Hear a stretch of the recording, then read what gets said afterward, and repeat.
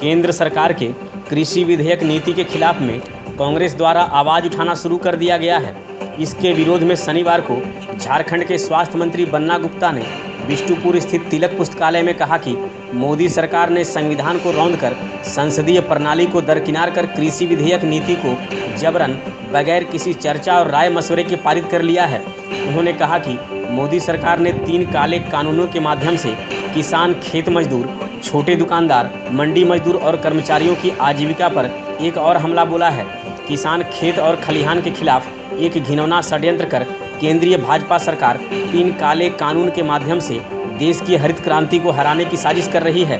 देश के अन्नदाता किसान और खेत मजदूर की मेहनत को चंद पूंजीपतियों के हाथों गिरवी रखने का षड्यंत्र किया जा रहा है, जिसका हम लोग विरोध कर रहे हैं। आज से यह विरोध शुरू हुआ है, जो आगे बड़े पैमाने पर चलेगा।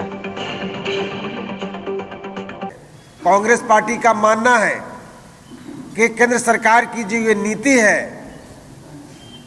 इसको हम लोग KMN यानी किसान मौत नीति की संज्ञा देते हैं कि किसान पहले भी इनके नीति से कुछ न कुछ आत्महत्या करने पर मजबूर थे, और आज भी जिस तरह का इनकी नीति है, इनके काले कानून हैं, निश्चित तौर पर किसान पूंजीपतियों के हाथ का खिलौना बनेंगे, उनके हाथों गिरवी रहेंगे और अंत में ये आत्महत्या करने पर मजबूर होंगे। कांग्रेस पार्टी ने अपने इसको आंदोलन के रूप में स्वीकार किया है, और हम लोगों ने, कांग्रेस पार्टी ने 26 तारीख को स्पीक इंडिया के ये से स्पीकअप के नाते, स्पीकअप से हम लोग किसानों की बात रखेंगे। 28 तारीख को पूरे जिला मुख्यालय पर धरना का कार्यक्रम चलेगा। 10 को किसान सम्मेलन होगा, और 1 से 31 तारीख तक हर मोर्चे पर हम लोग इस बिल का विरोध करेंगे। बिल के बारे में आप सभी भली भांति जानते हैं कि किस तरह से जो किसानों को अधिकार मिला था MSP के माध्यम से, किस तरह से किसानों को कांग्रेस पार्टी ने आत्मनिर्भर बनने की जो कानून दी थी अपने हाथों में, सारे कानूनों की धज्जियां उड़ाते हुए किसान को भी पूंजीपतियों के हवाले करने का एक घिनौना साजिश है, जिसका कांग्रेस पार्टी विरोध करेगी। तरीका का जो बिल आया है, मैं समझता हूं कि कृषि का जो दायरा होता है, वो दायरा सेंट्रल लेवल का नहीं है। ये राज्य सरकार को नीतिगत इसमें निर्णय राज्य सरकार के होने हैं, क्योंकि आप देखिए जो सूची बनाई गई है कि किन किन चीज़ों पर राज्य सरकार जो है निर्णय लेगी और किन सूची के कितने विषय पर केंद्र निर्णय लेगी।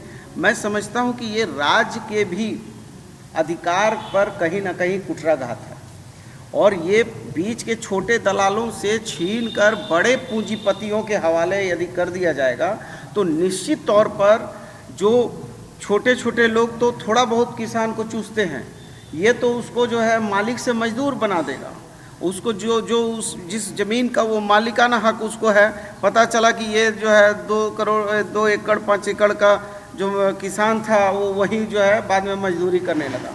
तो हम समझते हैं कि ये पूंजीपतियों को लाभ दिलाने के लिए एक सोची समझी रणनीति के तहत केंद्र की भाजपा सरकार ने ये किसान बिल लाया है, जो पूरी तरीके से इस देश के विरुद्ध है।